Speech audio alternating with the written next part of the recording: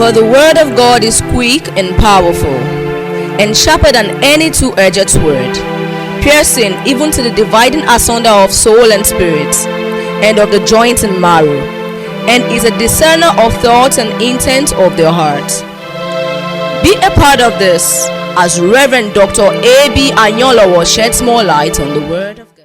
The point we want to examine today Kókó tí a ó máa gbé yẹ̀wò lónìí, is the inner battle.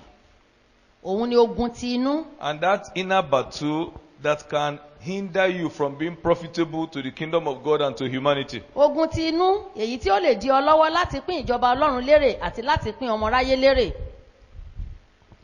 The mind is a place where battles are won and lost. Nínú ọkàn, òun la ti ń jagun ṣẹ́gun, òun sì la ti ń jagun pàdánù. Even there are people listening now that other battles are going on in their mind, and you will think they are listening to the word of God. Má gbàgbé wípé lára àwọn tó ń gbọ́ mi báyìí, ogun kan wà tó ń jà wọ́n nínú, ṣùgbọ́n ń ṣe ló jókòó, ẹ rò pé ọ̀rọ̀ Ọlọ́run náà ń gbọ́. They are just there physically, but inner self is not cooperating with their body. Ara wọn lẹ̀ ń wò ó, ṣùgbọ́n ọkàn wọn kò tiẹ̀ fọwọ́sowọ́pọ̀ pẹ̀lú ara wọn tó jókòó yìí. So, the inner battle, if you win in that inner battle, it will reflect in your outward life, profiting God, profiting the kingdom. Ẹnikẹ́ni tó bá jagun inú tó sì ṣẹ́gun inú, ó máa hàn gbangba nínú pípín Ọlọ́run lérè àti nínú pípín àgbáyé lérè. But if you lose the battle of your inner man, eventually it will reflect in your life, it will reflect in your usefulness to the kingdom of God. Ṣùgbọ́n ẹnikẹ́ni tó bá ti pàdánù nínú ogun tó ń dájà nínú, ó máa farahàn nínú ìwúlò rẹ̀ sí Ọlọ́run àti ìwúlò rẹ̀ sí ayé ìwọ fúnra rẹ̀. Like we have found out from 1 Thessalonians chapter 5 verse 23, Gẹ́gẹ́ bí a ṣe rí kà nínú ìwé Tẹsalóníkà kínní orí 5 ẹsẹ̀ 23. human beings are spirit, soul, and body. Ènìyàn pín sí ọ̀nà mẹ́ta, ẹ̀mí, ọkàn àti ara. The spirit man is the part that contacts God, that deals with God, the Spirit of God. Ipa ti ẹ̀mí, ìyẹn ló máa ń ní ìbáṣepọ̀ pẹ̀lú Ọlọ́run, pẹ̀lú ẹ̀mí Ọlọ́run. And that's why John chapter 4, 23 and 24 will be talking about the fact that God is a spirit, and those that will contact God will only contact God in spirit and in truth. Ìdí nìyẹn tí ìwé Jòhánù orí 4 ẹsẹ̀ 23 àti 24 ló ń sọ wípé ẹ̀mí ni Ọlọ́run, ẹnikẹ́ni tí ó bá sì máa bá Ọlọ́run lò ó ní láti wà nínú ẹ̀mí àti nínú òtítọ́. So, the first change that Jesus Christ does in any life is in that heart, is in the spirit, the heart. Iṣẹ́ àkọ́kọ́ tí Jésù Kristi tó máa ń ṣe nínú ayé ẹnikẹ́ni, òun ní ìyípadà nínú ọkàn yẹn. Is in the spirit. Nínú ẹ̀mí, ìyípadà nínú ẹ̀mí rẹ. That is where Jesus comes. Ibẹ̀ ni Jésù Kristi máa ń sọ̀kalẹ̀ sí. Into the spirit, not into your flesh. A wọnú ẹ̀mí rẹ, kìí ṣe nínú àgọ́ ara rẹ. So, born again does not change the person that was dark into fair complexion. Tí ẹ bá gbọ́ pé lágbájá di àtúnbí, kò máa sọ ẹni tó ti dúdú tẹ́lẹ̀ di pupa. And it does not change the person that was fair in complexion to dark. Bẹ́ẹ̀ ni ẹni tó pupa kò sọ ọ́ di dúdú. It changes the spirit man. Ṣùgbọ́n ẹ̀mí rẹ̀ ni ìyàtọ̀ máa ti ṣẹlẹ̀. In Ezekiel chapter 36 Nínú ìwé Ìsíkẹ́lì orí 14 and verse 26, ẹsẹ̀ 24. there is talking about that change, that operation that takes place in the heart. Ó ń sọ nípa iṣẹ́ tí a ṣe nínú ẹ̀mí yẹn. He said, a new heart also will I give you, and a new spirit will I put within you. And I will take away the stony heart out of your flesh, and I will give you an heart of flesh. Ó ní èmi ò fi ọkàn tuntun fún yín pẹ̀lú. Ẹ̀mí tuntun lé èmi ò fi sínú yín. Èmi ò sì mú ọkàn òkúta kúrò lára yín. Èmi ò sì fi ọkàn ẹran fún yín. That is the miracle that takes place. Iṣẹ́ ìyanu tó ṣẹlẹ̀ rèé o. It is not joining church. It is miraculous change of heart. Mo ti darapọ̀ mọ́ ilé ìjọsìn kan, ìyẹn kọ́ ni iṣẹ́ ìyanu tó ṣẹlẹ̀ nínú ayé rẹ, ṣùgbọ́n ìyípadà tó jẹ́ àrà ọ̀tọ̀ tó ṣẹlẹ̀ nínú ẹ̀mí rẹ. For God to successfully take away that heart that you brought from your parents and replace it with a new heart from heaven. kí ó tó ṣeé ṣe fún ọlọ́run láti mú ọkàn tó jogún láti ara ìyá rẹ, ọkàn burúkú nì, ọkàn eléròkèrò, ká tó gbà á lọ́wọ́ rẹ, kí á tó fún ọ ní ọkàn tuntun láti ọ̀run wá, iṣẹ́ ìyanu ni. Heart or spirit? Heart or spirit? Ọkàn àbí ẹ̀mí ti ọ̀run, iṣẹ́ ìyanu You ni. will see it there, heart, and he called it spirit. Níbẹ̀ yẹn a pè ní ọkàn, a tún pè ní ẹ̀mí. So that change is not a physical change, neither is it a mental change, it's a spiritual rebirth. Ìyípadà yẹn kìí ṣe ti ara, bẹ́ẹ̀ náà kìí ṣe ti ọpọlọ, ṣùgbọ́n ó jẹ́ àtúnbí nínú ẹ̀mí. And it is after that spirit has been changed that the Holy Spirit can now come inside the spirit.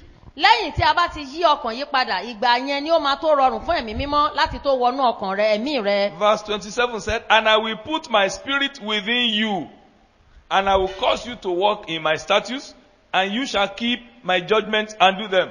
Ẹsẹ̀ 17 sọ wípé, èmi ò sì fi ẹ̀mí mi sínú yín, èmi ò sì mú kí ẹ rìn nínú àṣẹ mi, ẹ̀yin ò pa ìdájọ́ mi mọ́, ẹ ò sì máa ṣe wọ́n. So you can see that it is after the heart has been changed and a new spirit has been put inside, it is after that that the Holy Spirit can now come. Ẹ jẹ́ kó yé wa níbẹ̀ yẹn wípé ní ìgbà tí a bá ti fi ọkàn tuntun síbẹ̀, tí a sì ti yí ọ padà nínú ẹ̀mí rẹ, ìgbà yẹn ló máa rọrùn fún ẹ̀mí mímọ́ láti wọlé.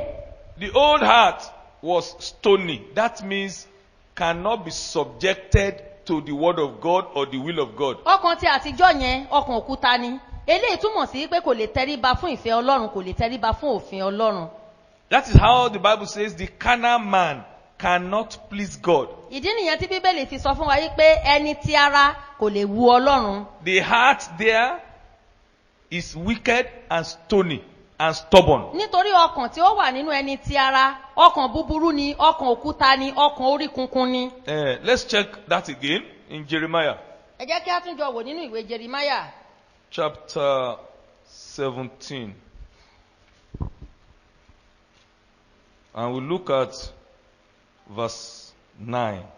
Ìwé Jeremáyà orí 17 ẹsẹ̀ 9. The heart is deceitful above all things and desperately wicked. Who can know it? Ọkàn ènìyàn kún fún ẹ̀tàn ju ohun gbogbo lọ, ó sì burú jáì, ta ni ó lè mọ̀? The person smiling with you may be planning to destroy you. Ẹni tó ń rẹ́rìn pẹ̀lú rẹ yẹn, ohun tó ń lọ lọ́kàn rẹ̀ ní pé ẹ̀mí rẹ yẹn ò ní bá ọ sùn lónìí, òun á pa ọ́. The person smiling with you may be making arrangements to sleep with you without your knowledge. Ẹni tó ń bá ọ rẹ́rìn yẹn, ó lè ròyìn pé ó kàn ń bá mi rẹ́rìn ni, ṣùgbọ́n kó máa lépa àti bá òfin pa lò láì jẹ́ wípé ìwọ mọ̀ sí. The person greeting you like a good friend may be planning how to arrange people to rape you or to kill you. Kíkí kìí ṣọ̀rẹ́ ẹ̀, ẹni tó ń kí ọ yàyàyà yẹn, ó lè máa ṣètò wípé ẹni tí ń bá ti kí tí ń bá ti rẹ́rìn sí, òun gangan ní kẹ́ ẹ jí gbé, òun ní kẹ́ ẹ lọ bá fipá lò. So the Bible said the heart is deceitful. Bíbélì sọ wípé ó ní ọkàn kún fún ẹ̀tàn. So that heart that we brought from our parents, that our parents also brought from Adam, is very deceitful and wicked. Ọkàn eléyìí tí a rí gbà láti ọ̀dọ̀ àwọn òbí wa, tí àwọn òbí wa náà jogún láti ọ̀dọ̀ Ádámù, ọkàn ẹ̀tàn ni ó sì burú jáì. Religion does not change it. Ẹlẹ́sìn ni mí, kò yí ọkàn yí padà. Any religion you may join, Christianity, Islam, whatever religion you call it, it does not change the heart. Dárúkọ ẹ̀sìn náà fún mi, Mùsùlùmí ni mí, ṣọ́ọ̀ṣì lèmi ń lọ, kì í yí ni lọ́kàn padà rárá. The only person that God has given to change the heart and to make it new is Jesus Christ. Ẹnìkan ṣoṣo tí Ọlọ́run ti fún láṣẹ láti yí ọkàn padà kó sì sọ ọ́ di tuntun, òun ni Jésù Kristi. So everybody has the first birth, but not everybody has the new birth or the second birth. Olúkúlùkù la bí nípa ìyá àti bàbá, a bí mi a bí ọ, ṣùgbọ́n kì í ṣe gbogbo ènìyàn la tún bí. In John chapter 1, Nínú ìwé Jòhánù orí 1,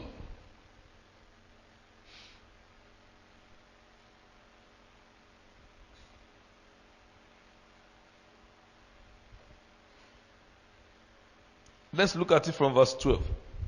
But as many as received him, that's Jesus, to them gave he power to become the sons of God, even to them that believe on his name, which were born not of blood, nor of the will of the flesh, nor of the will of man, but of God. Ìwé Jòhánù orí kìíní ẹsẹ̀ 12. Ṣùgbọ́n iye àwọn tí ó gbà á, Jésù nìyẹn o, àwọn tó gba Jésù nìyẹn o. Àwọn ni ó fi agbára fún láti di ọmọ Ọlọ́run. Àní àwọn náà tí ó gba orúkọ rẹ̀ gbọ́. Àwọn ẹni tí a bí kìí ṣe nípa ti ẹ̀jẹ̀ tàbí nípa ti ìfẹ́ ara. Bẹ́ẹ̀ ni kìí sì ṣe nípa ìfẹ́ ti ènìyàn bí kò ṣe nípa ìfẹ́ ti Ọlọ́run. Everybody is born out of the will of flesh and blood. Gbogbo ènìyàn la bí nípa ìfẹ́ ti ara àti ẹ̀jẹ̀.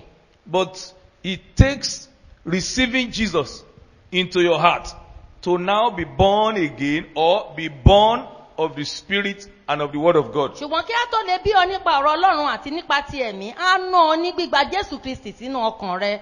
It's Jesus that removes that old heart and replaces it with a new heart. Nítorí pé Jésù Kristi ló máa mú ọkàn ogbó yẹn kúrò. Jésù Kristi ló máa mú ọkàn òkúta yẹn kúrò. Tá a fi ọkàn tuntun, ọkàn ẹran, tá a fi síbẹ̀ fún ọ. The old heart, like we told you, is deceitful and desperately wicked. Ọkàn àtijọ́, gẹ́gẹ́ bí a ṣe sọ fún ọ, ó kún fún ẹ̀tàn, ó sì burú.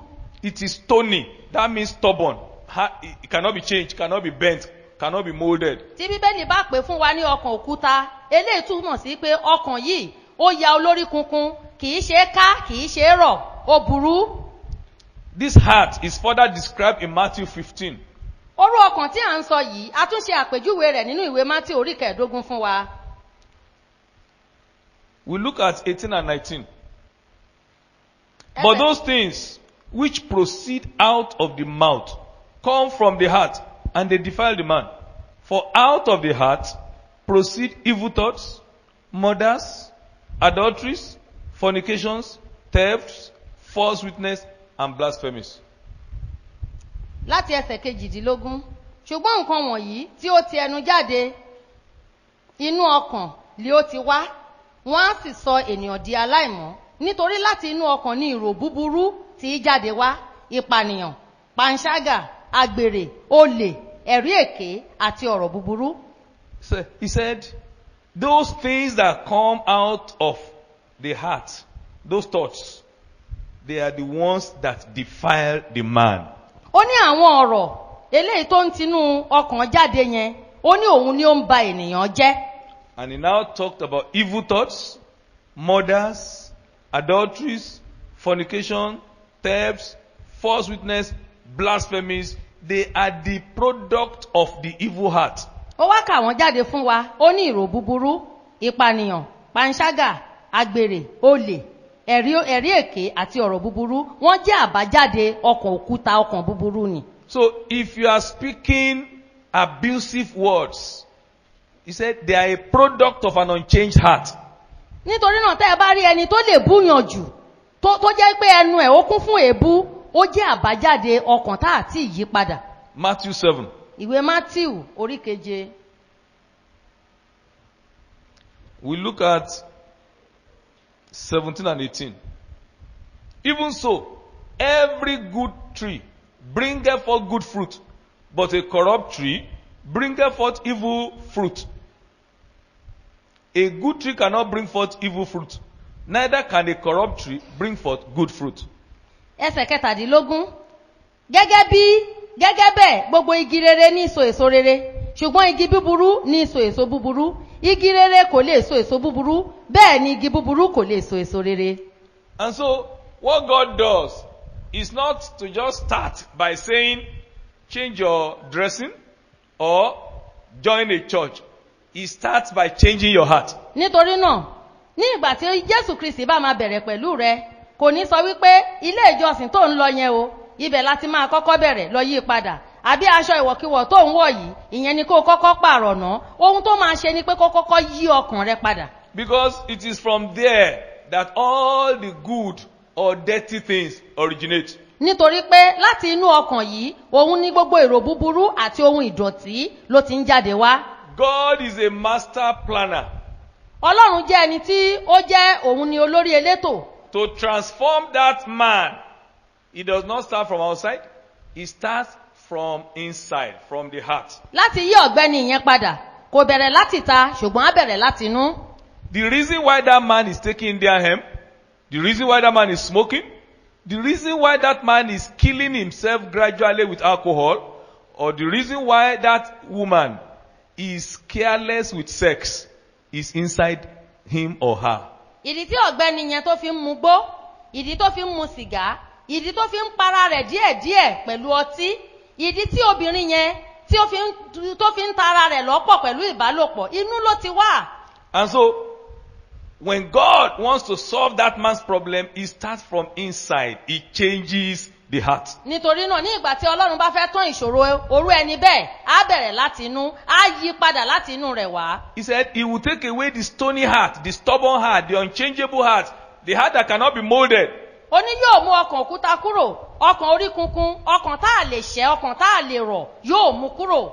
This morning, God will change that heart in you in Jesus' name. ní òwúrọ̀ yìí ọlọ́run yóò mú orú ọkàn bẹ́ẹ̀ kúrò nínú rẹ ní orúkọ jésù. And then, after God has successfully changed that heart, ní ìgbà tí ọlọ́run bá ti yí ọkàn yẹn padà tán, he will give you his own nature, á wá fún ọ ní ìṣẹ̀dá tirẹ̀, the nature of holiness, ìṣẹ̀dá ìwà mímọ́, so that you will love to do the will of God naturally. kí ìwọ máa fẹ́ láti ṣe ìfẹ́ ọlọ́run láì jẹ́ pé a fipá mú ọ. You will love to please God naturally. á máa wù ọ́ láti tẹ́ ọlọ́run lọ́rùn láì jẹ́ pé ẹnikẹ́ni fipá mú ọ. Look at 2 Peter ẹ jẹ́ ká wo ìwé pétérù kejì chapter 1. orí kìíní.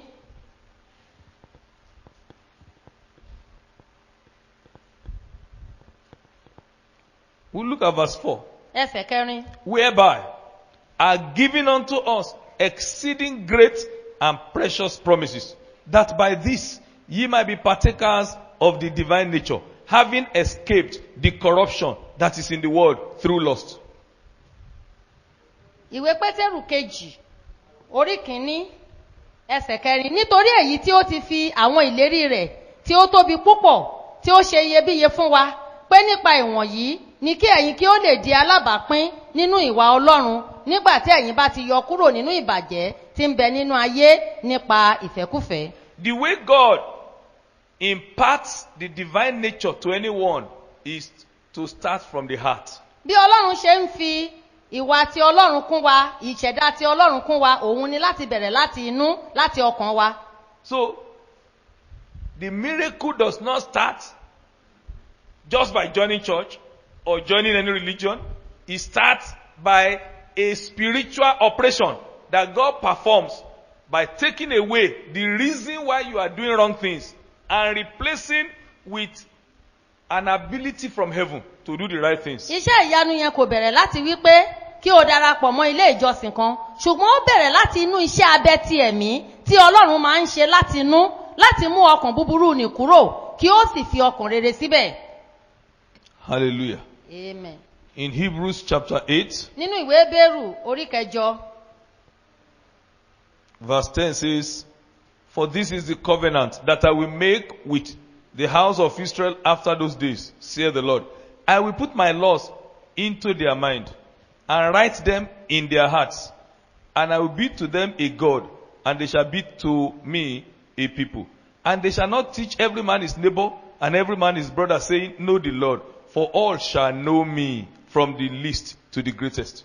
nítorí èyí ni májẹ̀mú tí èmi ò bá Ísírẹ́lì dá lẹ́yìn ọ̀rọ̀ wọn nì, lé Olúwa wí. èmi ò fi òfin mi sínú wọn, èmi ò sì kọ́ wọn sí ọkàn wọn, èmi ò sì máa jẹ́ Ọlọ́run fún wọn, àwọn ò sì máa jẹ́ ènìyàn mi. olúkúlùkù kì yóò sì máa kọ́ ará ìlú rẹ̀ àti olúkúlùkù arákùnrin rẹ̀ wípé mọ Olúwa, nítorí pé gbogbo wọn ni yóò mọ̀ mí láti kékeré dé àgbà.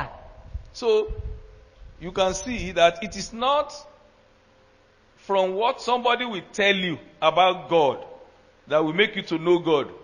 The change will take place inside you. It's God that will make that change to take place through your acceptance of Jesus Christ as your Lord. ibi yìí fi yé wa wípé kì í ṣe nǹkan tí ènìyàn bá sọ fún wa ló máa jẹ́ kí a mọ Ọlọ́run, ṣùgbọ́n ìyípadà yẹn yóò ti ọ̀dọ̀ Ọlọ́run wá nípa gbígba Jésù Kristi sínú ọkàn wa.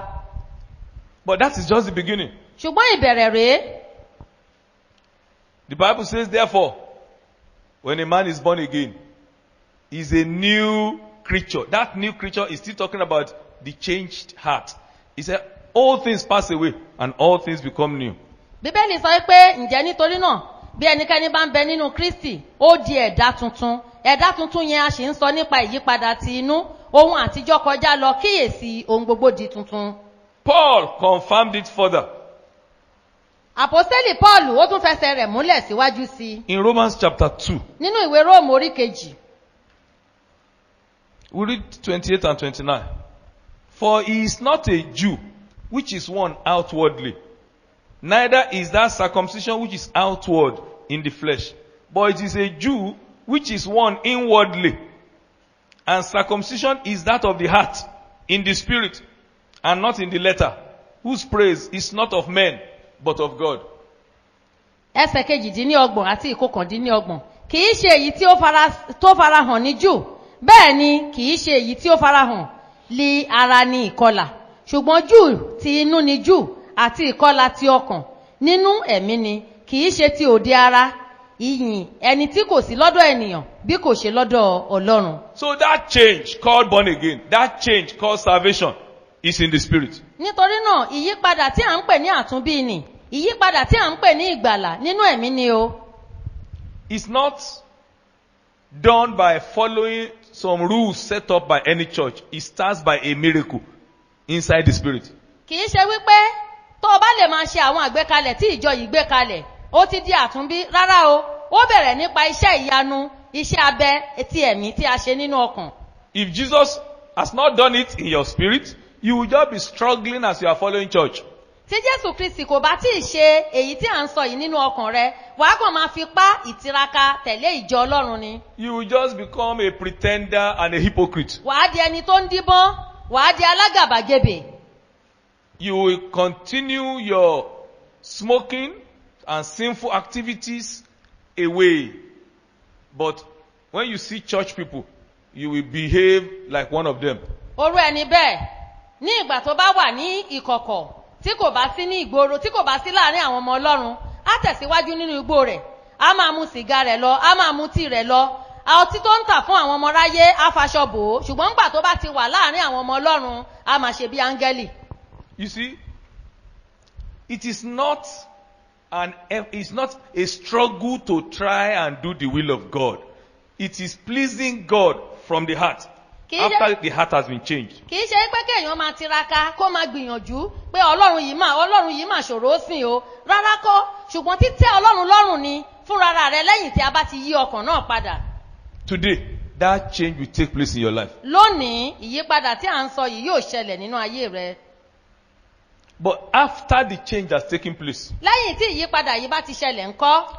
there is still another place of battle.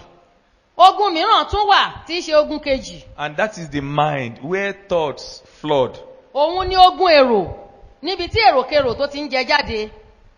Even after somebody has become born again, that mind, the mind is still there. ní ìgbà tí ènìyàn bá ti di àtúnbí èrò sì wà lára rẹ̀. And that your mind, if nothing is done about your mind, it will eventually corrupt your heart. tó o bá wá ṣe ohunkóhun nípa èrò rẹ òun ló máa ba ọkàn rẹ tí ó ti di tuntun yẹn ló máa bàjẹ́. And that is why instructions from God to God's people, those who walk with Him, He will always tell them to do something about their mind. ìdí nìyẹn tó fi jẹ́ pé gbogbo ìgbà ni ọlọ́run máa ń fi ìtọ́ni fún àwọn tó ń rìn pẹ̀lú rẹ̀ wípé ṣe nǹkan sí èrò rẹ tún èrò rẹ ṣe. He always tells them to do something about their mind because the mind can corrupt the spirit. Oh, The man. mind can defile the heart. ó máa ń fún wọn ní ìtọ́ni láti wá nǹkan ṣe sí èrò wọn nítorí pé èrò ó lè ba ẹ̀mí jẹ́ ó sì lè ba ọkàn jẹ́. It is true. You have now surrendered your heart to Jesus. You are actually sincere. You really want to serve Jesus and please Him. lóòótọ́ ó ti jọ̀wọ́ ayé rẹ fún jésù ó sì tẹ ọlọ́run ó fẹ́ sìn ín ó sì fẹ́ tẹ lọ́rùn ní tòótọ́ tòótọ́. But if you keep your mind idle, if you don't do something about your mind, you will find that you will struggle through life. You will not be an overcomer. ṣùgbọ́n tó o bá ṣiṣẹ́ lórí èrò rẹ tó o bá fi èrò rẹ sílẹ̀ bẹ́ẹ̀ wàá rí wípé wàá kàn máa ṣe làálàá ni ó ní ṣẹ́gun ohunkóhun. The people say generally that the idle mind is Satan's workshop. àwọn ènìyàn máa ń sọ wípé ọkàn tó bá ṣòfo ó jẹ́ ibi iṣẹ́ èṣù. If your mind is empty, that is, the devil will be happy. He will give you things to think about. tí èrò rẹ bá ṣòfo tí ò ní èrò rere tó o máa rò èṣù agbétì ẹ̀ wá á nígbà kó o máa rò ó. In Romans chapter 12, nínú ìwé róòmù orí 12, talking to people that were already born again, àwọn ènìyàn tó ti di àtúnbí ló ń bá sọ̀rọ̀ o má gbàgbé o. he told them two things in verses 1 and 2. ó sọ nǹkan méjì fún wọn ní ẹsẹ̀ kínní àti ẹsẹ̀ I kejì. beseech you therefore, brethren, by the mercies of God, that you present your bodies a living sacrifice, holy, acceptable unto God, which is your reasonable service. And be not conformed to this world, but be ye transformed by the renewing of your mind, that you may prove what is that good and acceptable and perfect will of God. ó ní nítorí náà mo fi ìyọ́nú ọlọ́run bẹ̀yìn ará kí ẹ̀yin kí ó fi ara yín fún ọlọ́run lé ẹbọ ààyè mímọ́ ìtẹ́wọ́gbà èyí ni iṣẹ́ ìsìn yín tí ó tọ̀nà kí ẹ má sì da ara yín pọ̀ mọ́ ayé yìí ṣùgbọ́n kí ẹ paradà láti di tuntun ní ìró inú yín kí ẹ̀yin kí ó lè rí ìdí ìfẹ́ ọlọ́run tí ó dára tí ó sì ṣe ìtẹ́wọ́gbà tí ó sì pé. The first thing is, he begged the church, please present your body holy and acceptable to God. ìgbésẹ̀ àkọ́kọ́ ni pé ó kọ́kọ́ bẹ ìjọ ó ní ẹ jọ̀ọ́ o kí ẹ fi ara yín fún ọlọ́run lé ẹbọ ààyè mímọ́ ìtẹ́wọ́gbà. Then the second part, which we are talking about more today, ipa ìkejì èyí tí à ń tẹnu mọ́ lónìí. he said, don't be conformed to this world. Don't think the way the world is thinking. ó ní ẹ má dára yín pọ̀ mọ́ ayé yìí ẹ má ronú bí ayé ṣe ń ro tirẹ̀.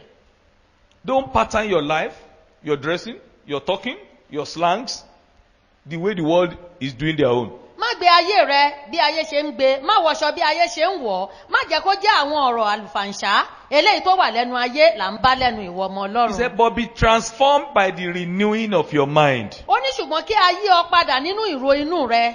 That means God expects you to do some work about your mind. Otherwise, you will just be doing everything like the world. èyí túmọ̀ sí pé ọlọ́run fẹ́ kó o ṣe ohun kan lórí ìró inú rẹ bí bẹ́ẹ̀ kọ́ báyé ṣe ń ṣe é bẹ́ẹ̀ náà níwọ náà ṣe máa ṣe é.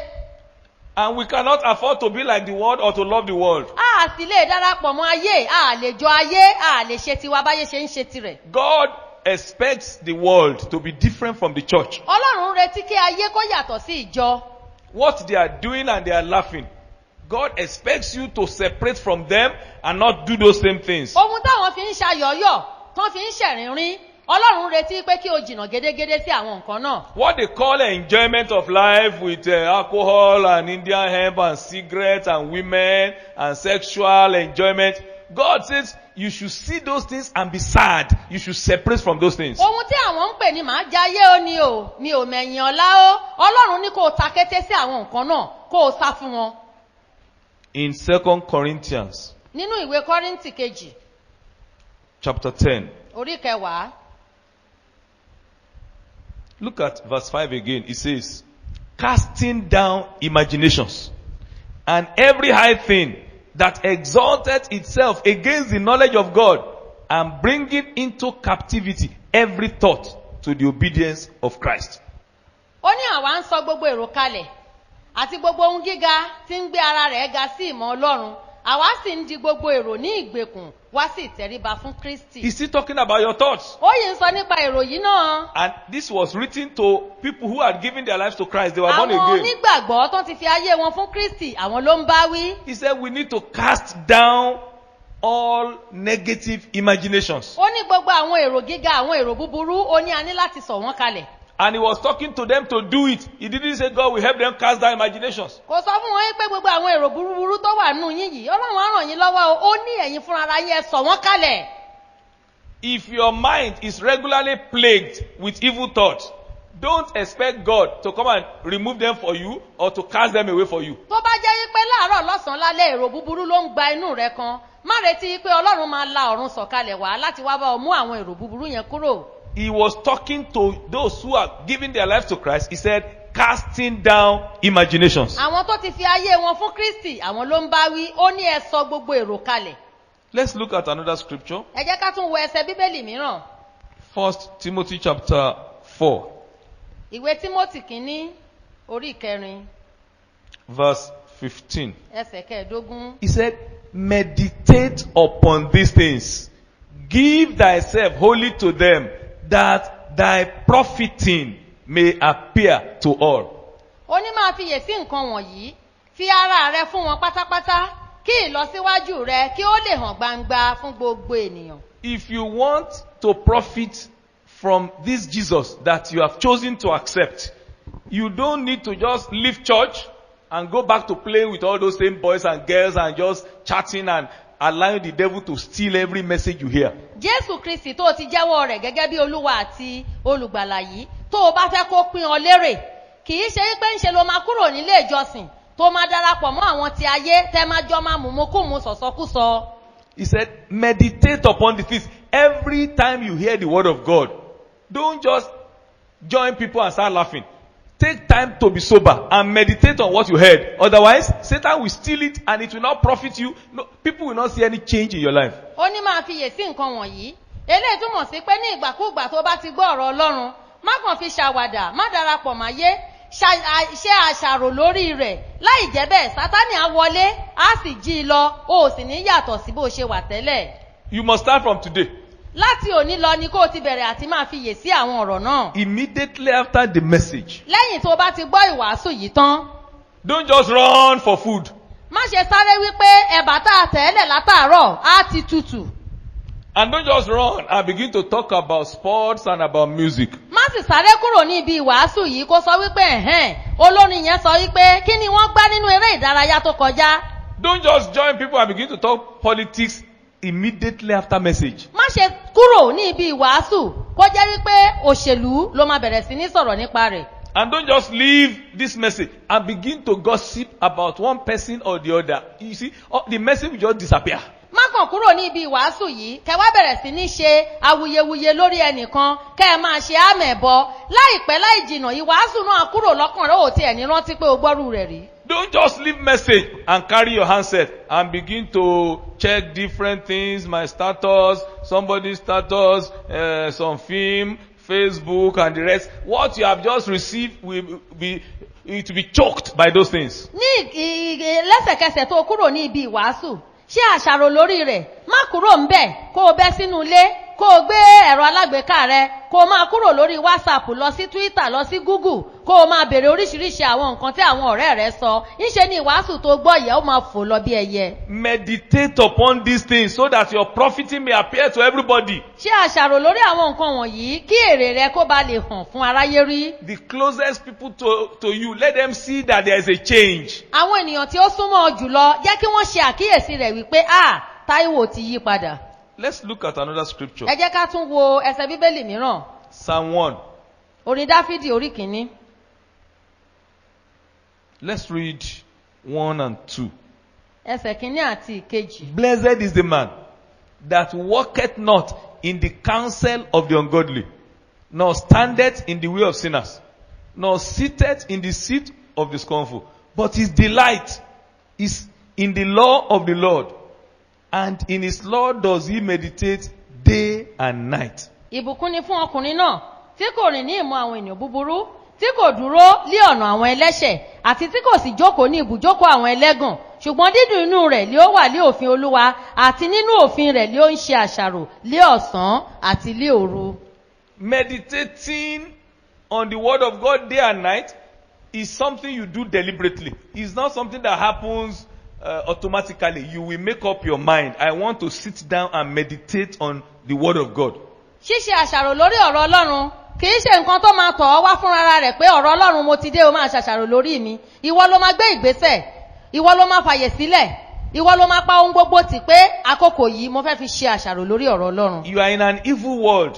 Nítorí pé inú ayé búburú òun la wà yìí. What comes naturally in this world is evil, not good. Àwọn nǹkan tó máa tọ̀ ọ́ wá fúnra rẹ̀ pé kó o gbà yí yẹ̀wò kó o gbà yí rò àwọn nǹkan ibi ni.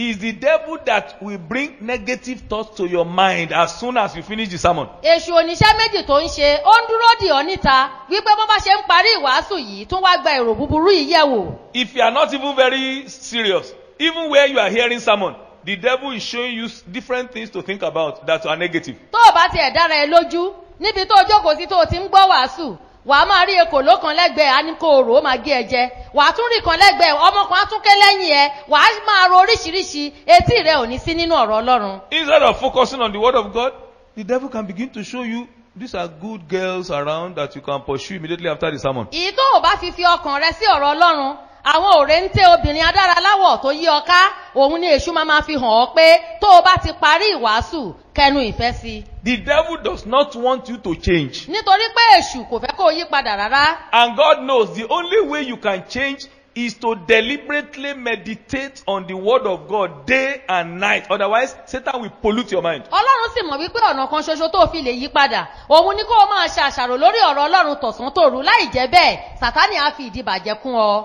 That saying is very true that the idle mind becomes Satan's workshop. ọ̀rọ̀ yẹn wípé èrò tó bá ṣòfò òun ni irinṣẹ́ èṣù ọ̀rọ̀ tó tọ́ ni. That is, you just relax, your mind is blank, it's not thinking about any Bible passage, it's not thinking scripturally, it doesn't have much Bible inside. The devil will give you different things of this world, negative things, corrupt things to fill your mind. ọkàn rẹ ṣòfò ó ní nǹkan tó máa rò ó kàn ń sùn ó kàn ń jí ọkàn yẹn kàn wà ń bẹ̀ èṣù á rí pé ó ṣòfò ó rí rere rò ó rí tọlọ́run rò ó fi ọ̀rọ̀ ọlọ́run kún ó ṣàṣàrò lórí ọ̀rọ̀ ọlọ́run á fún ọ ní ìtò máa gbà rò. That's why God is not foolish when he said, meditate on my word day and night. It's not foolishness. God knows the way the devil operates in the world. This is a wicked world, like I've told you, it's a corrupt world.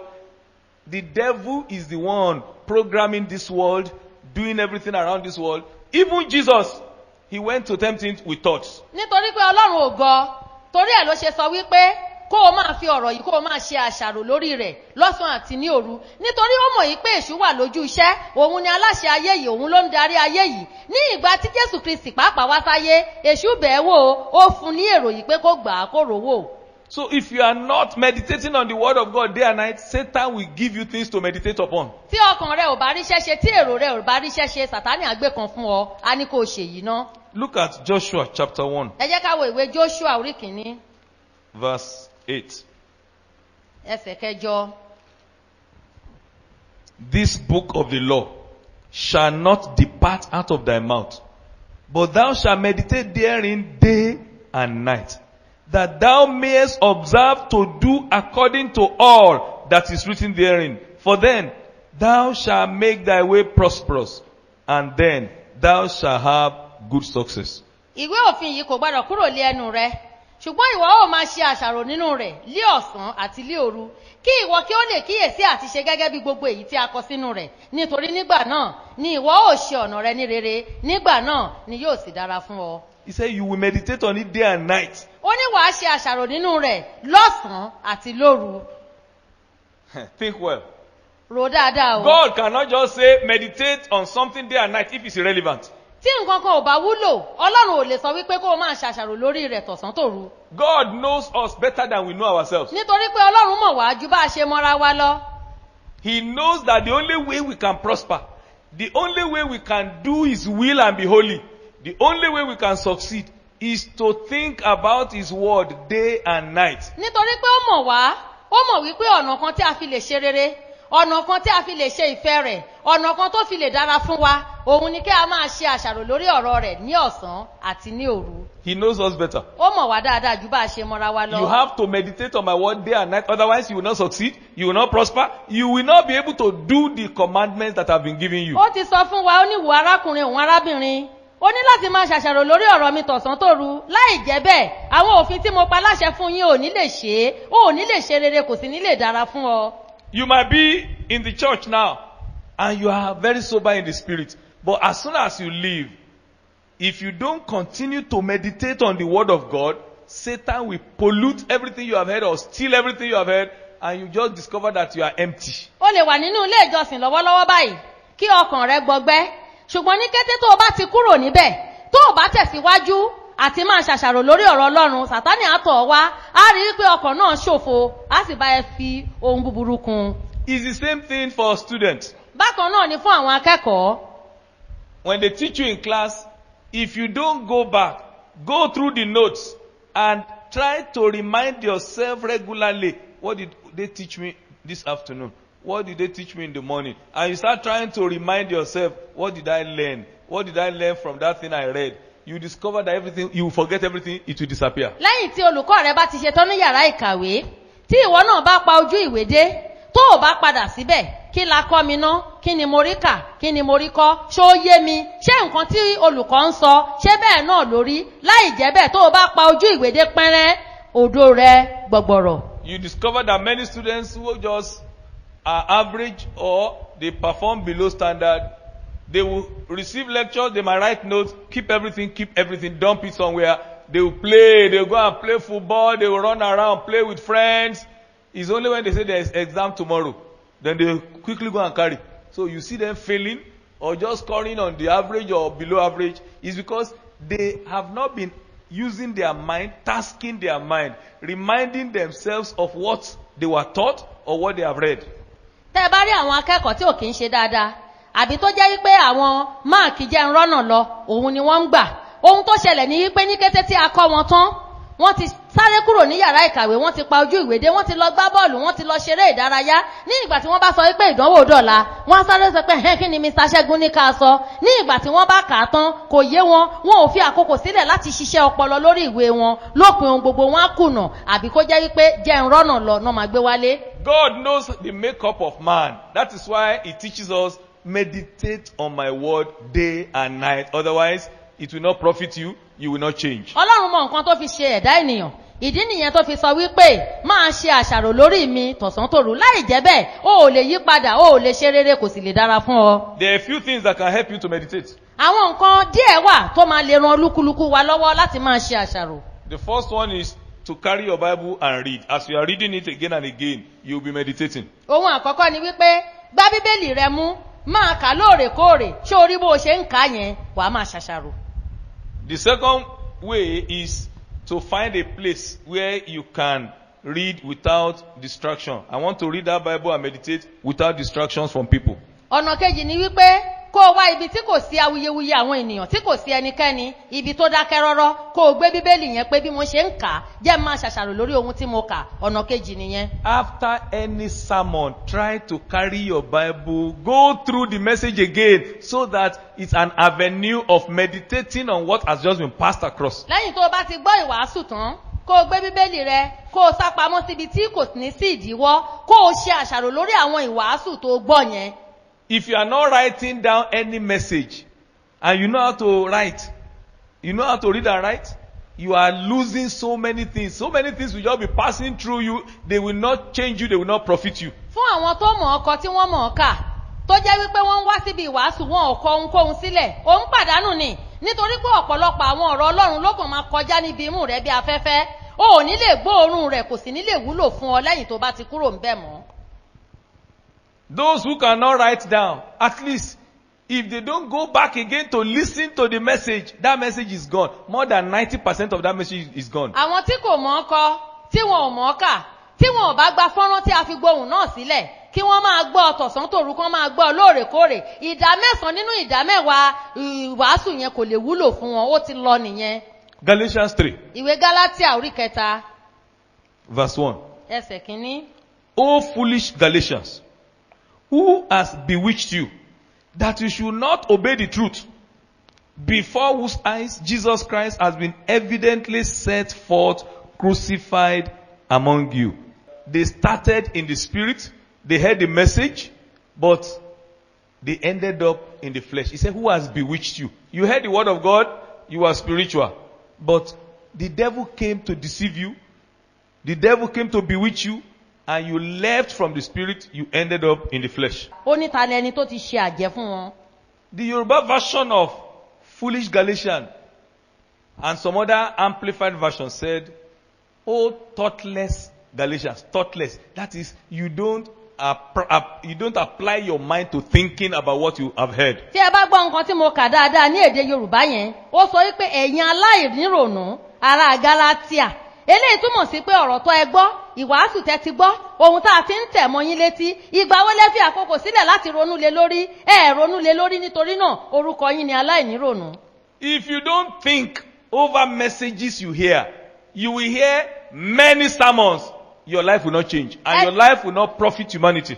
ẹni tí ò bá ń ṣe àṣàrò lórí ìwàásù tó gbọ́ tí ò ronú lé lórí á gbọ́ ọ̀pọ̀lọpọ̀ ìwàásù ìgbé ayé rẹ̀ ò sì ní yí padà.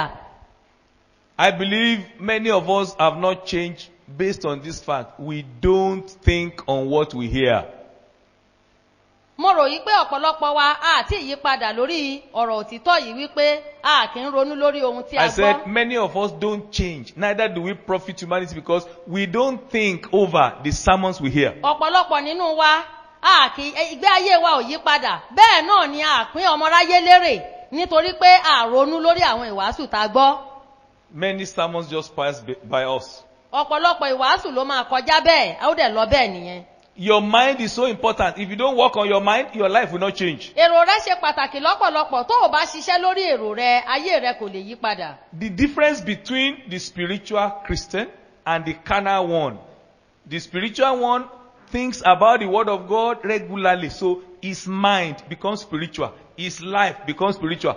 But the carnal one does not think about the word of God regularly. And so his speech, his lifestyle remains carnal.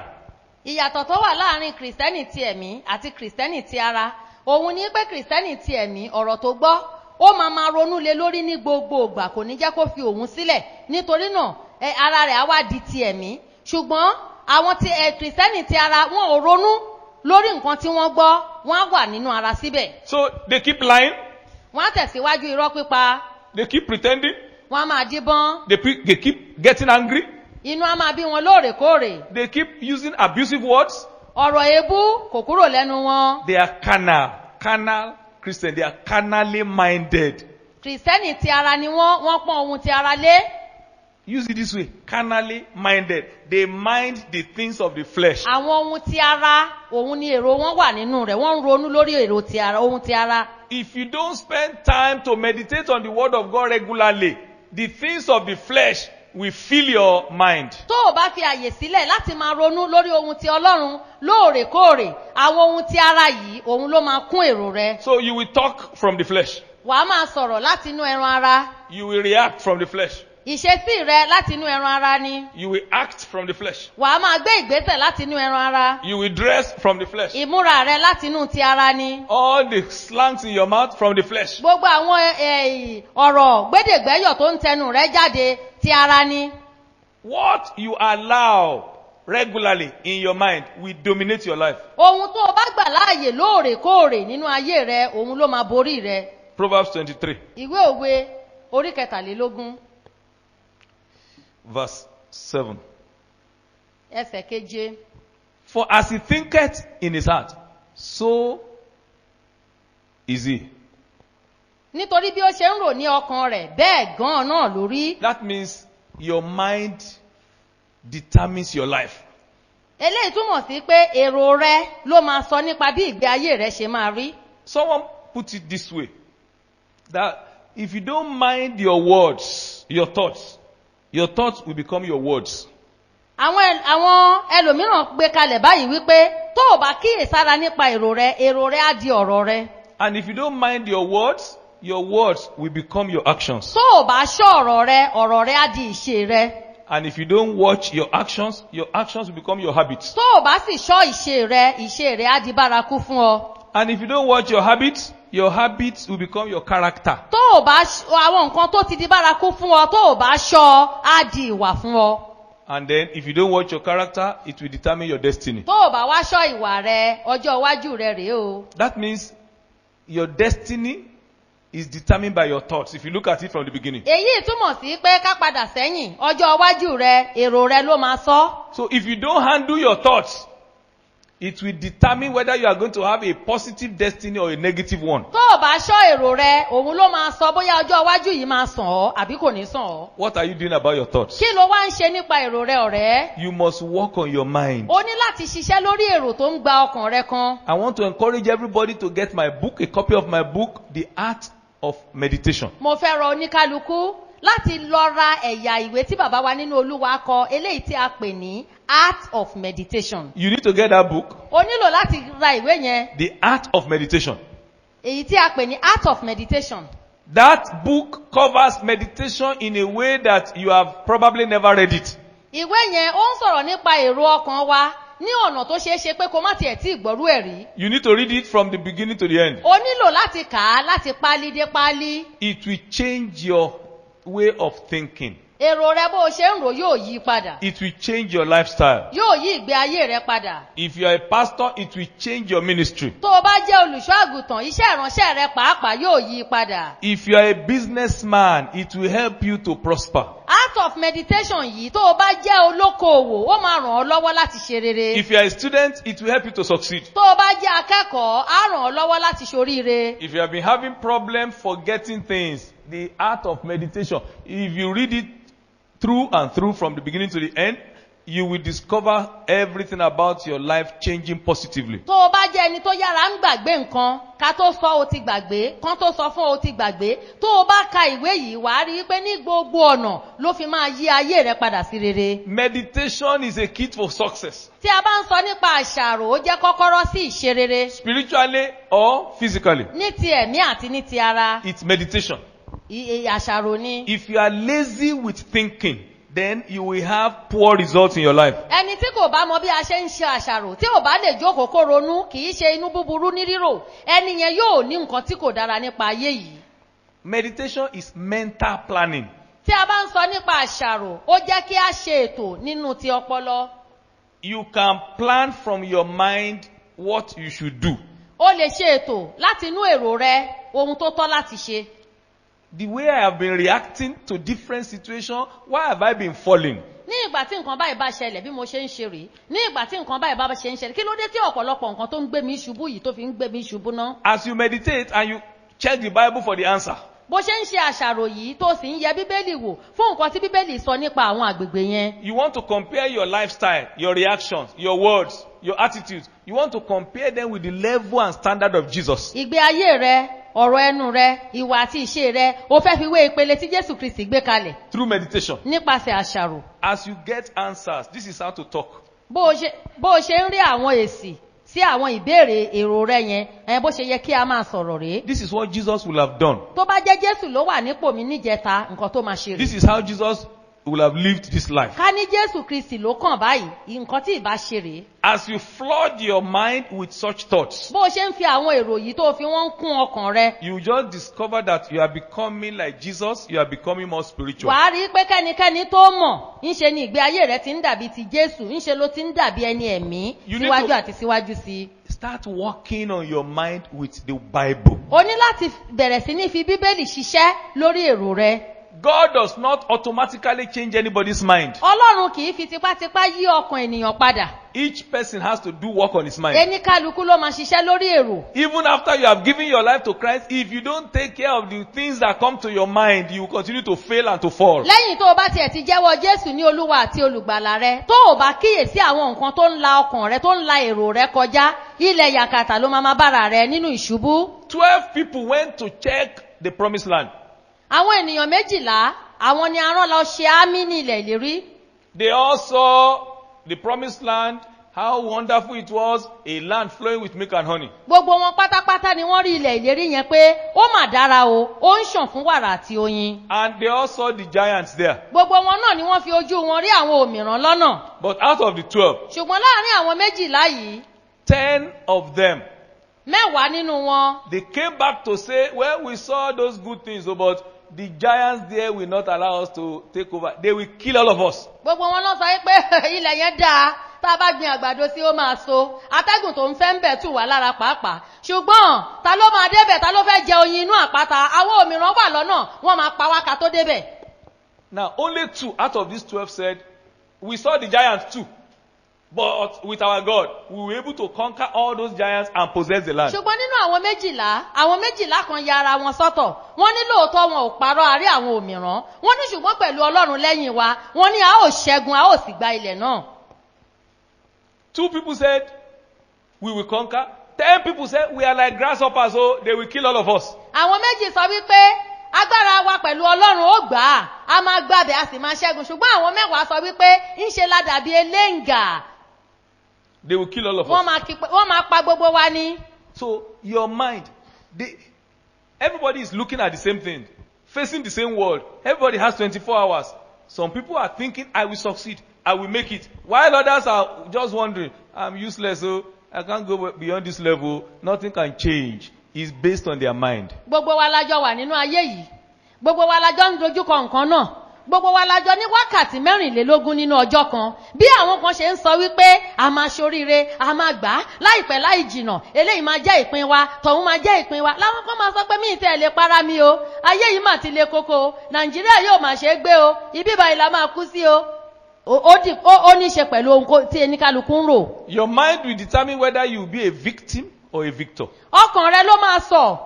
Yálà wípé o máa jẹ́ aṣẹ́gun àbí o máa jẹ́ ẹni ìṣubú. Some people are using this period to become stronger and to conquer, and they are achieving things. Ńṣe ni àwọn ẹlòmíràn wọ́n ń gba agbára sí i, wọ́n ń gba okun sí i, wọ́n ní ìtẹ̀síwájú. Ó dàbẹ́ ni pé torí tiwọn ni wọ́n ṣe ṣòfin kó nílé gbélé bó ṣe jẹ́ pé onílé ń gbélé tó. While others are saying, I am tired. In fact, everywhere is boring. I'm tired of life. The whole thing is terrible. I'm almost dead now.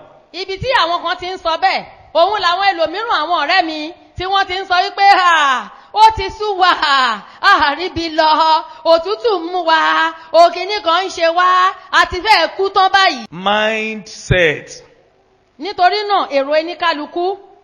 Your mind must change if you must succeed. Tó bá máa ṣe rere láyé yìí, èrò ọkàn rẹ ní láti yí padà. And I discovered that different things affect our mind. Mo sì wá rí pé ọ̀pọ̀lọpọ̀ nǹkan pàápàá òun ló ń bá èrò wa jagun.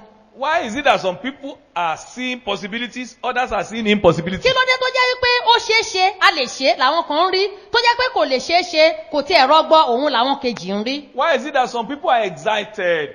They are reading their Bible, praying, and doing things as if there's no lockdown. While others are tired of life, everything is boring. Kí ló jẹ́ tó jẹ́ pé nínú ilé àwọn kan, wọ́n ń ka Bíbélì wọn, wọ́n ń kọrin yìn sí Ọlọ́run, inú wọn ń dùn, ó ń dàbẹ́ ni pé kó tẹ̀síwájú, àwọn kan kẹ̀rẹ̀ wọ́n wà nínú ipò ìkáàánú pé ṣé kìí ṣe inú kónílégbélé yìí la máa kú sí báyìí.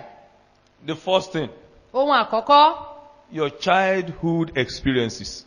ohun ọ̀nà tí a gbà tọ́ ọ dàgbà, ohun tí ìrírí rẹ ní ìgbà tó kéré. Some people, when they were children, they were under some people that oppressed them and maltreated them. Àwọn kan nígbà tí wọ́n kéré, àwọn ẹni tí wọ́n bá gbé, àwọn ẹni tó tọ́ wọn, àwọn ẹni tó ìríra, àwọn ẹni ìpọ́njú, àwọn tó fìyà jẹ wọ́n ni. They were treated like slaves. Ńṣe là ṣe wọ́n bí ẹrú.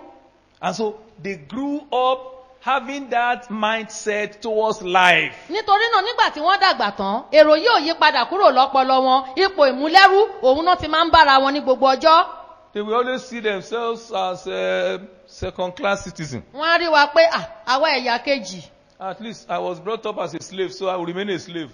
Bí ìtẹrú náà kúkú ti tọ́ wa dàgbà, àwa òkúnkún ní kinní kan láyé yìí. There is a difference between slave mentality and sonship mentality. Ìyàtọ̀ wà nínú èrò ẹrú àti èrò ọmọ. So what is happening in your own mind might be part of your early childhood experiences. Nǹkan tó ń ṣẹlẹ̀ nínú èrò tìrẹ, ó lè jẹ́ nǹkan tó dojúkọ nígbà tó ń dàgbà, bóyá o kò mú wọn lẹ́rú ló ti wá. Some people, they were abused sexually when they were small. Àwọn ẹlòmíràn ní ìgbà tí wọ́n kéré, a ti fàyè gbà wọ́n láti jẹ́ kí wọ́n fi ìbálòpọ̀ kí wọ́n fi báyé wọn jẹ́ ní kékeré. They were abused sexually sometimes by step parents. Ní ìgbà míì, ó lè jẹ́ ọkọ ìyá wọn ló mú wọn wọnú yàrá tó bá wọn sùn. Or even cousins. Ó lè jẹ́ àwọn ìbátan wọn ló ti bá wọn sùn. So they grow up suspicious of everybody, afraid of everybody, they can't trust anybody. Ní ìgbà tí wọ́n dàgbà tán, ẹ̀rù kúnnú ọkàn wọn, wọn ò lè jẹ́rìí ẹnikẹ́ni, wọn ò lè bẹ́nikẹ́ni jáde, wọn ò lè bẹ́nikẹ́ni wọlé. Anytime they see anybody of the opposite sex, they are afraid. Ní ìgbàkúùgbà tí wọ́n bá ti rí èèyàn kan pé ọkùnrin ló máa ń bọ̀ yìí, ẹ̀rù máa bà wọ́n ni wọ́n máa gbọ̀n. Their past experience is still working on their mind even after being born again. Ohun tí ojú wọn ti rí sẹ́yìn, òun ló sì ń ṣiṣẹ́ nínú èrò wọn, bó tilẹ̀ jẹ́ wípé wọ́n ti di àtúnbí. Secondly, some people pass through some family problems in their upbringing. Lẹ́ẹ̀kejì, àwọn ẹlòmíràn, ìdílé ibi tá a ti tọ́ wọn dàgbà, ó mà ṣe o, wọ́n ti la ọ̀pọ̀lọpọ̀ ìṣòro kọjá. Maybe the father was always beating the mother. Bóyá lójoojúmọ́ tán bá ti jí báyìí, ìgbà tí bàbá wọn lórí ìyá wọn ló máa jí wọn. So they grew up thinking that all men are wicked, they beat their wives. Ní ìgbà tí wọ́n dàgbà tán, wọ́n ròyìn pé àwọn ọkùnrin ò máa dá o, nítorí pé iṣẹ́ tí ọkùnrin gbà ní pé kó máa lu aya. And so as they are seeing ladies, men anywhere, They will look at, this one is like my father too. This one will beat me. So gradually they cannot even trust to marry anybody. nítorí náà bọ́n bá ṣe ń wo àwọn ọkùnrin oníṣòkòtò tó ń tínrín wọ́n á máa wòye pé bí bàbá mi ṣe rí leléyìí náà ṣe rí eléyìí máa lùyàn nítorí náà wọn ò tiẹ̀ fẹ́ dúró níbi tí ọkùnrin ti máa kọnu ìfẹ́ sí wọn. And some people, they grow up like that with bitterness and anger, ready to fight any man because they saw their father beating their mother throughout. orú àwọn èèyàn bẹ́ẹ̀ ọkàn wo lẹ́rọ yìí pé wọ́n máa gbé dàgbà wípé èmi o ọkùnrin tó bá fẹ́ ṣe bí bàbá mi ṣe sí ìyá mi òun pàápàá mọ̀ wípé sódà kì í ṣe oúnjẹ nítorí náà wọ́n máa burú ojú wọn máa le koko wọn ò tiẹ̀ ní máa gbọ̀jẹ̀gẹ̀. So the mind has been programmed from childhood. nítorí náà láti kékeré òun láti ṣe àgbékalẹ̀ èrò wọn. Immediately the man raises his voice, they are already tying their wrapper ready to fight. ní kété tí ọkùnrin bá ti gbóhùn sókè díẹ̀ pé kí ló dẹ̀dẹ̀ tẹ pé òun náà ti ya fa ọ̀já yọ ọṣọ fẹ́ bẹ̀rẹ̀ èmi pàápàá fi hàn ẹ́ pé mo wà nílé fún ẹ. Is the mind programmed from childhood. nítorí pé láti kékeré òun ni a ti ṣe ètò èrò wọn. And some children, their minds were polluted by their mother. The mother kept telling them every bad thing the daddy did, everything the daddy said, everywhere the daddy went. So they grew up polluted about men, having bitterness against men. This daddy punished our mother so much. Any man I say I'm going to retaliate. àwọn ọmọ mìíràn kẹ̀dẹ̀rẹ́ gbogbo ìròyìn búburú tí ìyá wọn ti fi kún wọn lọ́pọlọ nípa bàbá wọn òun náà máa gbé kiri ṣe rí bàbá yín o òun ló burú jù láyé bàbá yín ni oṣó ni ó fẹ́ fẹ́ orí yín gọ́ṣẹ́ ṣe rí bàbá yín kì í ṣe èèyàn ṣe rí bàbá yín ṣe rí bàbá yín tí àwọn ọmọ yẹn tí wọ́n ti bá dàgbà yẹn àwọn náà máa dàgbà pẹ̀lú ọkàn wípé lára bàbá yẹn èmi lágbájá máa gbẹ̀san. So sometimes it is that feeling and they begin to, every time you gather, you are talking about that wicked father, wicked husband, wicked men. They are all wicked. They are all wicked. orú èrò wo lẹ rò pé àwọn ọmọ yẹn máa ní nítorí pé ní ìgbàkúùgbà tí wọ́n bá ti kóra wọn jọ pọ̀ ohun tó máa sọ nípa pé bàbá yín yẹn kò tiẹ̀ lọ́kùnrin rere bàbá yín yẹn kò tiẹ̀ gbà yín gbèrò re kò mọ bẹ́ ṣe ń jẹ kò mọ bẹ́ ṣe mu èèyàn búburú ni wọ́n. So they begin to think of all men like that. nítorí náà gbogbo ọkùnrin tí wọ́n bá ti rí èèyàn búburú ni. Such people may get a delay to marry. orú ẹni bẹ́ẹ̀ ó lè má tètè ṣègbéyàwó. Because he's suspicious all men are the same. nítorí pé lójú rẹ̀ gbogbo ọkùnrin ìkan náà ni wọ́n. And if you have that mindset, even after being born again, if you don't allow the word of God to change you, that is the mindset you carry into marriage. ẹni tó bá ní orú èrò bẹ́ẹ̀ lẹ́yìn tó di àtúnbí tí kò bá gba ọ̀rọ̀ Ọlọ́run láàyè láti yí òun lọ́kàn padà bó ṣe máa gbé wọnú ìgbéyàwó náà nìyẹn pé èèyàn búburú ni gbogbo ọkùnrin. And sometimes some people are brought up by only one single parent right from childhood. àti pé ìṣòro míì tún ní pé ní ìgbà míì òbí kan ṣoṣo òun ló kọ́ àwọn ọmọ mìíràn bóyá bàbá nìkan ló tọ́ wọn àbí ìyá nìkan ló tọ́ wọn. So from childhood they had input of discipline from only one side. láti kékeré òun ló ti jẹ́ pé ẹnìkan ṣoṣo yẹn náà ló ń bá wọn wí. We have discovered that it's even worse when it's only a woman that raised the children. àti wá rí pé ó tiẹ̀ máa ń burú ní ìgbà tó bá jẹ́ pé obìnrin tí kìí ṣe bàbá wọn òun ló dá tọ́ àwọn ọmọ yẹn wọ́n máa ń yọ̀rọ̀. The children grow up to become very stubborn, very wayward. Sometimes they become area boys. àwọn ọmọ yẹn á di olórí kunkun wọn á di ẹni tí kò ṣeé bá wí wọn ò ṣeé ká wọn ò ṣeé kò ní ọ̀pọ̀lọpọ̀ ọgbà pàápàá iṣẹ́ tó máa ṣe ni tẹ̀mímọ́lẹ̀ kò kọjá. And then it is worse when it's a granny, an older woman that raised them. The one is already old and tired. Oh, don't go out. The boy will go out. You have not yet come back. Okay, your food is around at 12 midnight, 1 a.m. Go and eat your food. Oh, don't kill me. ohun tó tún máa ń burú jù ní ìgbà mìíràn káti ẹ̀ ní pé kò sí bàbá ńlẹ̀ láti tọ́mọ kò tún sí ìyá ńlẹ̀ láti tọ́mọ ìyá àgbà àwọn bàbá àgbà ni wọ́n bá gbé dàgbà ní ìgbà tí ó ti jẹ́ pé wọn ò lókun wọn ò lágbájá láti tọ́mọ mọ́ á di pé ọmọ yìí má pa mí ọmọ yìí má pa mí nígbà tó bá yá má para ẹ tó bá wù ẹ tó kó wọlé láago 12 abóúnjẹ ń bẹ̀ kó lọ jẹ́ orú àwọn ọmọ bẹ́ẹ̀ wọ́n á ya pálapàla wọ́n á ya gánigàn wọ́n á ya ìpátá sí gbòòrò. So the mind is that kind of child, the mind is programmed to have its way every time. ọkàn orú àwọn ọmọ bẹ́ẹ̀ wọ́n ti ṣe àti ṣe àgbékalẹ̀ rẹ̀ láti kékeré ni pé ohun tó bá fẹ́ òun ni kó máa ṣe. And if they don't agree, you walk out and have your way stubbornly. tó bá dẹ̀ jẹ́ wípé wọn ò gbà fún ẹ wọ́n ń sọ wípé fún iṣọ́ òdẹ̀ rọra á kàn jáde lọ ni á wò pé bàbá ẹ wo ẹgbẹ́ kóra yín dà sọ́hùn jáde. They have never had discipline or control over their wọn ò lives. tí ì fọwọ́ líle mú rí wọn ò tí kò ní ìbáwí tó dára rí èrò yẹn ló bá dàgbà. Or where their parents are smokers, Indian hemp, cigarettes, and they are drunkards. àbí nígbà mìíràn tó bá jẹ́ wípé fi gbó ran gbó fi sìgá ran sìgá fọtí rántí òun ni bàbá àti ìyá tó bí wọn. And they are telling the children, don't do it, oh, don't do it, oh, it's not good for us, so don't do it. We are just managing, oh. wọ́n wá máa sọ fún àwọn ọmọ yẹn wípé orí mi pé mò ń mú gbó má mú o igbó ò dáa o mú ìdẹ̀lẹ̀ bọ́ nú ẹ̀ ní o àwa ti débì kan o ó kù tiẹ̀ o. It's been found that many of those children too, they catch up with those habits very early. a ti rí i wípé àwọn ọmọ yẹn náà bàbá wọn àti ìyá wọn kàn ń sọ ni wọ́n ní tí ò bá dùn lẹ́nu dádì kò ní máa mú jẹ́ kémi náà tọ̀ wò. And then the environment some people grew up is the third thing. àti àgbègbè ibi tí a bí àwọn ẹlòmíràn sí òun ní ìṣòro kẹta. If you are in an environment of thugs, area boys, Indian smokers, and cigarette smokers, you might just discover that you will learn some of those habits too early. tó bá jẹ́ wípé àgbègbè ibi tá a bí wọ sí ibi tí ilé yín wà àgbègbè àwọn ẹlẹ́gìrì àgbègbè àwọn ògìrìṣà àgbègbè àwọn tó jẹ́ wípé wọn ò tiẹ̀ lóníbàáwí àgbègbè àwọn ẹni tó le wàá rí pé bí ìwọ náà ṣe ń dàgbà ìwọ náà wàá pààrọ̀ ohùn wàá ní bọ̀ọ̀dà kí ẹ̀ ń ṣe ń bẹ̀. jàmọ́. Maybe they were having problem at that time, so nobody was concerned about child training. bóyá ara ìyá ò yá àbára bàbá ò yá bí ìṣòro kan tiẹ̀ kò tiẹ̀ wọ́n ronú tọmọ yẹn kàn ń dàgbà bó ṣe wù ni. So that upbringing affects the mindset. nítorí náà ọwọ́ títọ́ àgbègbè ibi tá a gbé wa sí yẹn ó máa ń níṣe lórí èrò ẹnìkálukú. And then sometimes it is cover up murder. The mother, everybody will see that child is stealing. The mother will say it's not stealing. The mother will continue to cover up. The mother will continue to tell lies to cover up.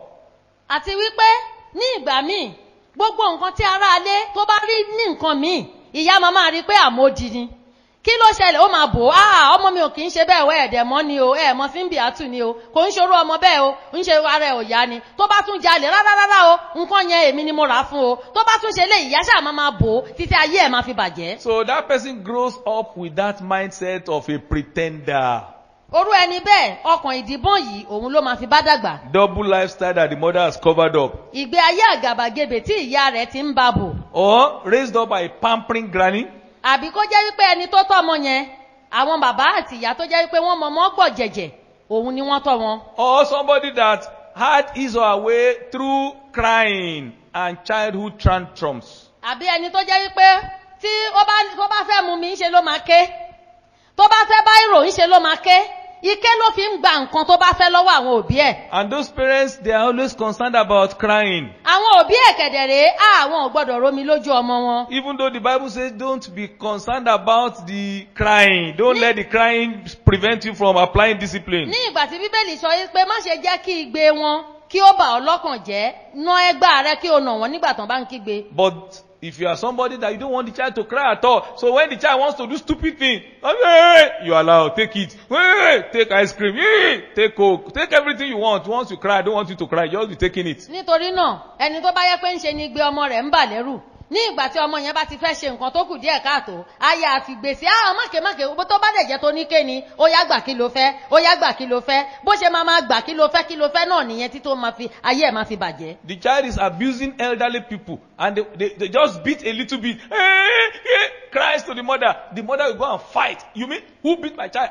What is wrong with you? You see, you are continuing to be affected by the crying and the tantrums. The child will grow up spoiled. orú ọmọ bẹ́ẹ̀ ó ti mọ̀ ìyá tó ní o a máa bú àgbàlagbà tó bá ti rí yẹ pé yẹ wà ń jókòó a máa bú àgbàlagbà a máa bú wọn tó bá ti wà nà ìyá fúnjọ mọ́nú a ní ta ló kọ̀wọ́ má bá mi kọ́ ọmọ mi ta ló kọ̀wọ́ orú ọmọ bẹ́ẹ̀ bó ṣe máa dàgbà nìyẹn. So when people like that now come to church and they receive Jesus, you will discover that there is still a lot of work to be done. And if they don't work on themselves, they will not change. Now people will begin to wonder, has Jesus not done anything for you? ní ìgbà tí orú àwọn ẹ̀dá bẹ́ẹ̀ tán bá wá gba Jésù Kristi tán wọnú ìjọ wọ́n níṣẹ́ ṣe lórí ara wọn tán ọ̀bá wá ṣiṣẹ́ lórí ara wọn tó bá jẹ́ pé bí wọ́n ṣe gbé ara wọn wọnú ìjọ nínú ìdìbàjẹ́ yẹn náà ni gbogbo èèyàn wá bẹ̀rẹ̀ sí ní wò wọ́n wípé ṣé Jésù Kristi ò tiẹ̀ rí kankan ṣe nínú ayé eléyìí ni. So what mindset did you carry into church? ọ̀rẹ́ mi orú èrò wo ni ìwọ gbé wọnú ìjọ. If sometimes you carry the mind of impossibility. ní ìgbà mìíràn èrò kò lè ṣeé ṣe òun ló gbé wọnú ìjọ. Psychologists have divided mindset into two: fixed mindset and growing mindset. àwọn ènìyàn tó ń ṣiṣẹ́ tó ń kẹ́kọ̀ọ́ lórí ọpọlọ wọ́n ti pín èrò yìí sí ọ̀nà méjì. èrò ọpọlọ tó jẹ́ wípé o ti sọ wípé báyìí ló ṣe máa rí kò gbọ́dọ̀ yí padà àti èrò tó ń dàgbà wípé kò sí ohun tí kò ṣàṣeéṣe. Those with fixed mindset, they believe that their temperament, their intelligence, and the level of creativity, they are permanent. They cannot be changed. àwọn ẹni tí wọ́n rí wípé ọkàn wọn ibi ojú kan ló wà kò lè ṣe yí padà yẹn wọ́n máa ń rí pé wọ́n máa ń tètè kanra wọ́n máa ń rí wípé They believe that their temperament, their intelligence and creativity cannot change. What They do- are inborn. wọ́n ti wò wípé èrò ọpọlọ wọn ọgbọ́n wọn àti bọ́n ṣe máa ń ṣe ẹ̀dá nǹkan kò lè ṣe é yí padà ńṣe ládá gbogbo ẹ̀ mọ́ ni. So they don't make any effort to change. nítorí náà wọn kì í gbé ìgbésẹ̀ láti yí padà. If you see me getting angry quickly, that's the way I was born. tẹ́ ẹ bá rí mi tí mo tètè ń bínú bá ṣe bí mi nìyẹn mo yàtọ̀ sí ẹ. If you see me drawing back and being moody and being sorrowful, that's the way I grew up. tẹ́ bá dẹ̀ rí mi tí n bá sọ pé mi ìbáyàn kankan sọ̀rọ̀ ń sìn gbà mí bẹ́ẹ̀ ṣáà kúrò nù yàrá mi torí pé bẹ́ẹ̀ mi ṣe rí nìyẹn. I can't change more than that. mi ì lè ṣe jù bẹ́ẹ̀ lọ. That is fixed mindset. eléyìí túmọ̀ sí pé èrò wọn ti wà lójú kan náà wọn ò lè yí èrò yẹn padà. But those with growth mindset, ṣùgbọ́n fún àwọn tí èrò wọn ń dàgbà they are the ones that believe it's never too late to learn. àwọn ni wọ́n máa nígbàgbọ́ wípé ẹ̀kọ́ ò pin síbì kan. They appreciate constructive criticism. ní ìgbà tí àwọn ènìyàn bá ń bá wọn wí àbí tán bá ń tọ́ka sí nǹkan tó kù díẹ̀ káàtó nínú ayé wọn wọ́n máa tètè gba àtúnṣe. They will not get angry and say, don't tell me I don't like correction. kì í ṣe pé ṣe náà máa bínú wípé ta ló gbé sí wọ lẹ́nu ṣé ẹnu ìwọ ló yẹ ká ti máa gbọ́rù yẹn sèmi. There is a reason for my doing it. pé ó nídìí tí mo ṣe ń ṣe é I don't like to hear it. nítorí náà má bàa mi sọ. There are people that will always believe they can improve if they can try. àwọn kan kẹ̀dẹ̀rẹ̀ wọ́n máa ń gbàgbọ́ wípé àwọn náà máa ń gbàgbọ́ wípé àti ń bá lè gbìyànjú àyè kó dára sí i ó sì wà sílẹ̀ fún mi. They can learn from others who have succeeded. wọ́n lè kẹ́kọ̀ọ́ lára àwọn tán ti ṣoríire. They are always thinking, what can I do next time to succeed? gbogbo èrò wọn ní ìgbàkúgbà wípé ìgbésẹ̀ wo ló kàn fún mi láti ṣe rere láti tẹ̀síwájú. What can I do to achieve better results? kí ni mo lè ṣe láti ní èsì tó sàn ju tàtẹ̀yìnwá. That mentality will help them to always improve. orú ọpọlọ bẹ́ẹ̀ orú èrò bẹ́ẹ̀ ó máa jẹ́ kí wọ́n máa dára sí i. What mentality do you have? orú èrò wo ló wà lọ́pọlọ tirẹ̀. Has the devil programmed to you that you can never change? ṣé èṣù ti ṣe ètò ọkàn tiwọ wípé o ò lè yí padà mọ́. It's a lie. irọ́ ni. If you can allow the word of God to change your thinking, tó o bá lè jẹ́ kí ọ̀rọ̀ ọlọ́run kó yí èrò rẹ padà. you will discover that all things are possible to them that believe. wàá rí i pé ohun gbogbo ni ṣíṣe fún àwọn tí ó You gbàgbọ́. better believe. o jẹ́ gbàgbọ́. Your life will still be better. ayé rẹ á sì sàn ju ti àtẹ̀yìnwá lọ. Your character will still change. ìwà rẹ á yí padà. You will still succeed. wàá ṣe rere. What you are praying about, you will still get it. ohun tó ń gbàdúrà nípa rẹ̀ ó sì máa tó ọ lọ́wọ́. You will still have a stable relationship. o sì máa ní ìbáṣepọ̀ eléyìí tó dúró. In the name of ní Jesus. orúkọ Jésù. I want us to bow our heads right mo now fẹ́ kí a tẹrí bàbá yìí and begin to pray. kí a bẹ̀rẹ̀ sí ní gbàdúrà. Let us begin to talk to God. ẹ jẹ́ ká bá Ọlọ́run sọ̀rọ̀. A negative mindset, èrò tí ó lòdì God must change it. Ọlọ́run ní láti yí i padà. Allow God to touch you. jẹ́ kí Ọlọ́run fọwọ́ tọ́ ọ. Don't believe that lifestyle can never change. má ṣe gbàgbọ́ wípé bó o ṣe ń gbé ìgbé ayé rẹ yẹn kò dẹ̀ lè yí padà All mọ́. things will change through Jesus. gbogbo nǹkan ló lè yí padà nípa Jésù Kristi. Don't let the devil nail you where you are. má jẹ́ kí èṣù kó kàn ọ́ mọ́bi tó o wà. You can move forward. o lè tẹ̀síwájú. Begin to pray. bẹ̀rẹ̀ sí ní gbàdúrà. I will not allow the devil to tie me down. mi ì ní gba Sàtánì láàyè láti dè mí mọ́lẹ̀. In the name of ní Jesus. orúkọ ńlá Jésù. From today, láti òní lọ I am moving forward. mò ń tẹ̀síwájú. I am changing for better. mò ń yí padà sí rere. My life will be transformed. ìgbé ayé mi yóò yí padà. Begin to pray. bẹ̀rẹ̀ sí ní gbàdúrà. I will not allow the devil to use my past to put me on one spot. mi ì ní gba èṣù láàyè láti lo ohun tó ti ṣẹlẹ̀ sí mi sẹ́yìn láti dè mí mọ́lẹ̀. It doesn't matter how the past was. mi ì lè sọ bí ọjọ́ ẹ̀yìn bí ìbẹ̀rẹ̀ rẹ ṣe lè burú tó. It doesn't matter how the past was. mi ì fẹ́ mọ bó ṣe rí. Everything can change. gbogbo nǹkan ló sì lè yí padà. Jesus can change everything. Jésù Kristi lè yí ohun gbogbo padà. He can change you and heal your past. ó lè yí ọ padà kó sì wo àtẹ̀yìnwá rẹ sàn. Say, come into my heart, sọ Jesus. pé wọnú ọkàn mi Jésù. I believe you are the Son of God. mo nígbàgbọ́ wípé ọmọ Ọlọ́run ni rẹ. You came from heaven and you came to this world láti ọ̀run ló ti wá sáyé. to save me, láti gbà mí là. to die for my láti sins, kú fún ẹ̀ṣẹ̀ mi. to shed your blood for me. láti ta ẹ̀jẹ̀ rẹ sílẹ̀ fún mi. Come into my heart. wọnú ọkàn mi. Give me power. fún mi ní agbára. to live a holy life. láti gbé ìgbé ayé mímọ́. Change my heart. Yí ọkàn mi padà. Change my nature. Yí ìṣẹ̀dá mi padà. Let me become who you want me to be. Jẹ́ kí n jẹ́ ẹni tó fẹ́ kí n jẹ́. Thank you, Jesus. O ṣeun Jésù. You've been so kind. We believe you've been blessed by this inspiring ministration. For prayers and counseling, please call 08032462772, 08156082070, 08035391665. For additional information, visit our website at www.holyghostAssembly.org or follow us on Twitter at DLM__official and Instagram at Divine Life Ministries. Shalom. God. Yeah.